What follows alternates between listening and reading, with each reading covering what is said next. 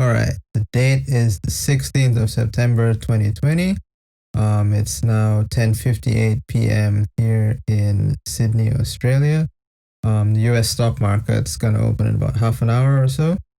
Let's do some commodity analysis on the energy sector and the metal sector over this last week.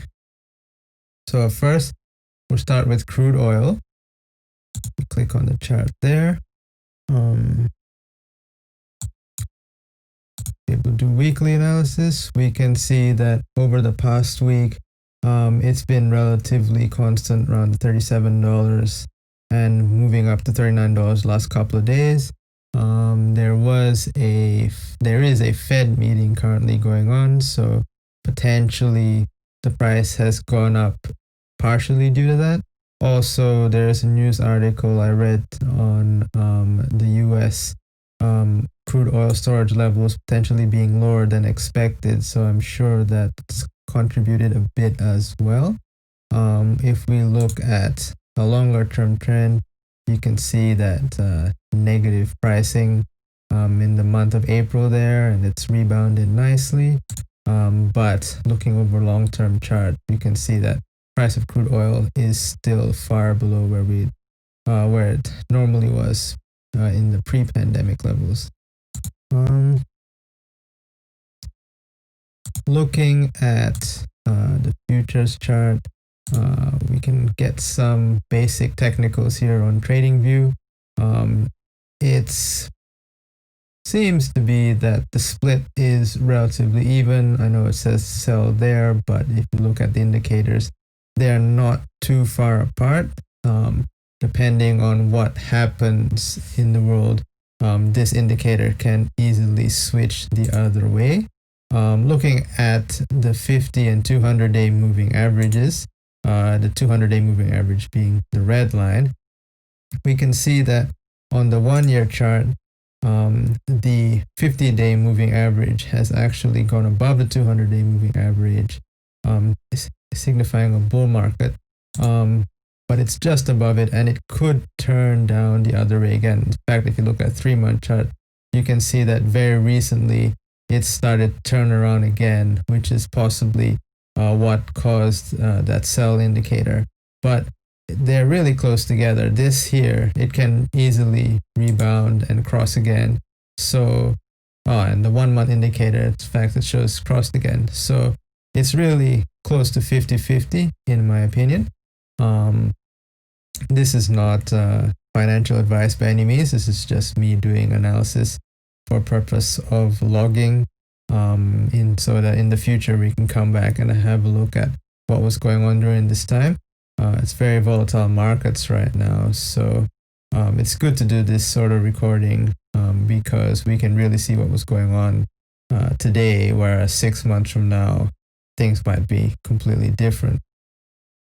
So yeah, crude oil looks very close there, could go either way. If we go to then, so the Brent will really just follow the WTI crude oil, so there's not that much point in doing further analysis on that. The trends will most probably be the same. We look at natural gas. Today it's been a bit of a decline. On the weekly, we can see it's been relatively constant up and down, swing of about 5% or so up and down. On a 6-monthly chart, we can see that it has gone up, but on a long-term chart, it doesn't seem like there was a significant move. Well, aside from the significant move upwards in 2018, it's the price looks like it's still trending downwards. If we look at on TradingView, we have a look at the technical indicators here. It looks also like a very even split, slightly better than crude oil. The indicators are showing buy, not a strong buy by any chance, but they're quite close together. Again, depending on what happens in the world, this can easily shift the other way, so be careful. On the 50-day versus 200-day moving average, I think, what is that? that was the year to date. So from the yearly chart, it looks like that the 50-day moving average has gone above the 200-day moving average. So that's a good sign. If we look closer, however, on the 6 monthly, that shows negative, 3 monthly negative. On the monthly, it shows like it's come back. But then again, you see how it was gone above, below, and going back above again. So the indicators show that it's quite close and could swing either way depending on what's going on in the world. Some news can easily trigger it. See how it's so close there on the 5-day chart. So natural gas, like crude oil, could really go either way. The indicator is showing a slight buy there for natural gas, as opposed to a slight sell for crude oil, but it can swing either way. The next major energy commodity we want to look at is, hopefully this loads, yep, uranium. So uranium's been on a bull market this year, not far away from 4-year high of $34.20. So that looks pretty good. This trend does not do weekly or monthly, but you can see there that it's been a bit of crater 2016 to 2019 and only recovering afterwards. On the long-term trends, people have been transitioning away from nuclear energy. So there's been a decline in uranium prices. But however, given that it's cratered in recent years, many people would make an argument that there's nowhere else to go but up, especially with climate change and the desire to go to clean energy. There are some arguments that nuclear power can provide that kind of stopgap, where you could provide clean energy, but that was also reliable, without the intermittent issues that solar and wind power have. If we look now at the uranium chart, we can have a look at, so this one doesn't show indicators, which is fine, but it does show you monthly and 3-monthly chart. We can have a look at the 50 versus 200-day moving average on, what is this? This is the yearly chart. So the yearly chart shows that the 50-day moving average is well above the 200-day moving average, signifying that it has gone into a bull market.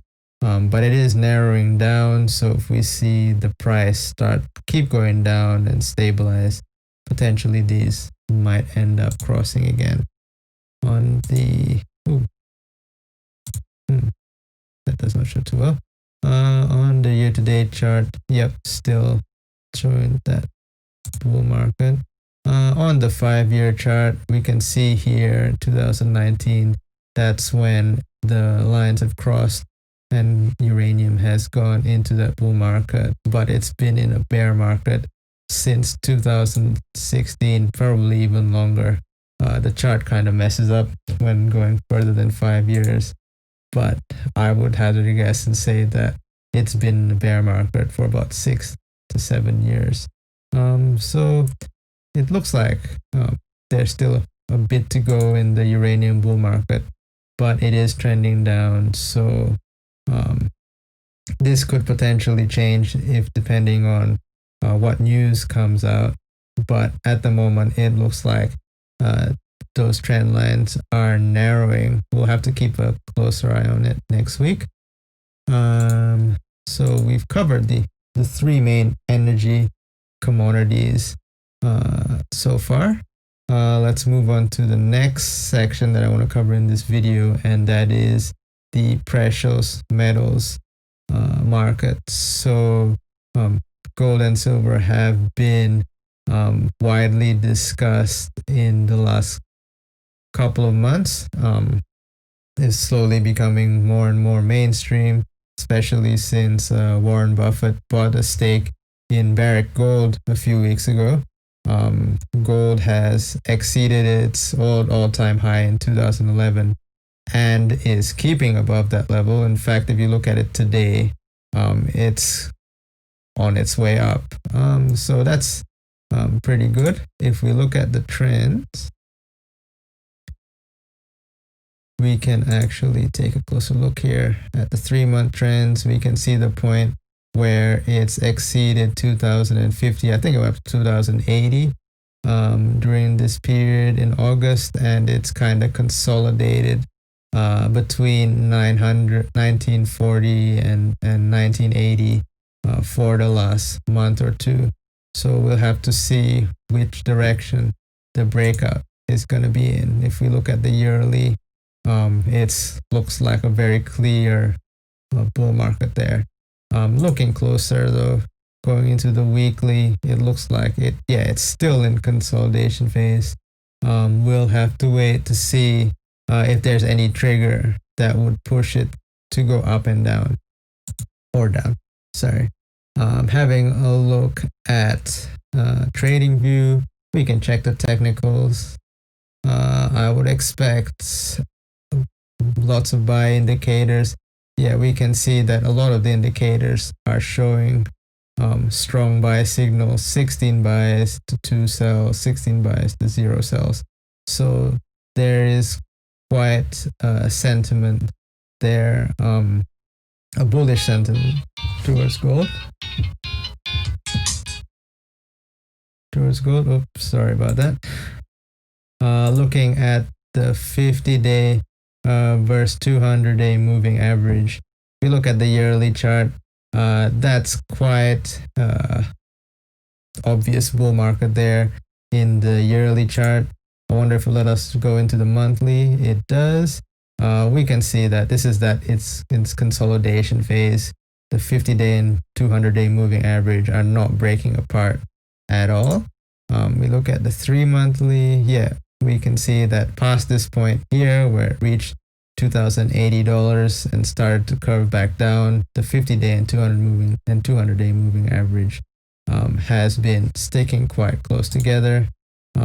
Looking at the 5-day chart again, we can see that you have potential to swing trade maybe some of these ups and downs, but in general, this consolidation phase can result in either a continuation of the bull market, or it could dip down a bit further into the next support level, which will probably be around the all-time high of about 1900 to 1920. So we'll have to see what news comes out of the US Fed meeting, and potentially it could be beneficial to the gold price or not.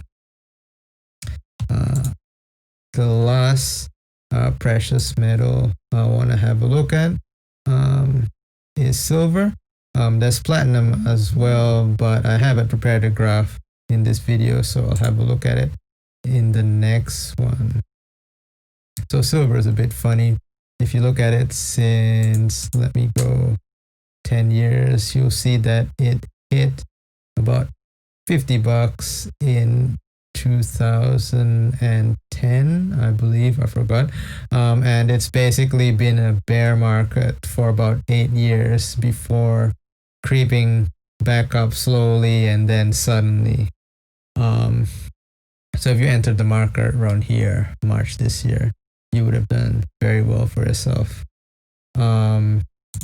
Looking at its weekly trend, silver is also in a consolidation period for the last, not 3 months, maybe a month, last month. Yep, similar to gold, holding between 26.2 and about $28.5.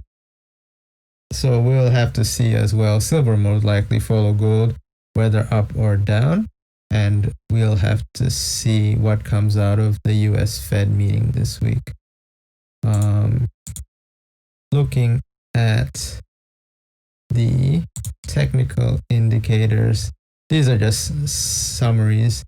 On TradingView, you can see strong buy indicators everywhere.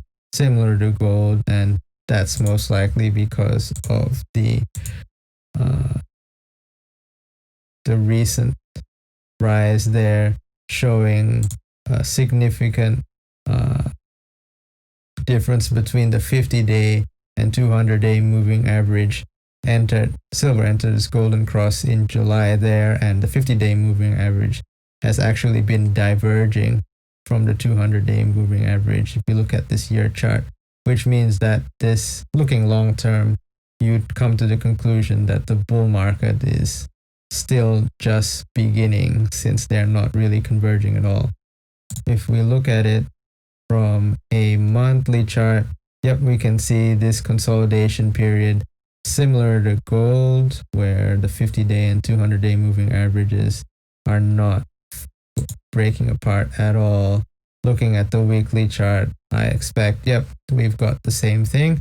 We'll have to look at this week by week to see, because the next move, whether up or down, can just happen suddenly, and this 50-day moving average can suddenly diverge to the upwards or downwards from the 200 days.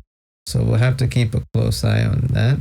On the 3 monthly chart, I think that, yeah, silver's still showing a bullish trend. You'd expect that, because during bull markets, silver moves faster than gold. I think that the general consensus is about 2.5 to 3 times faster. So yeah, we'll have to see where this goes in the next couple of weeks. I don't think that this consolidation period should last much longer, especially with the US election coming up. The bull market for silver and gold could resume slowly and then suddenly. So yeah, that's my summary for the energy and precious metals sector this week. I'll most likely do videos on this every Friday,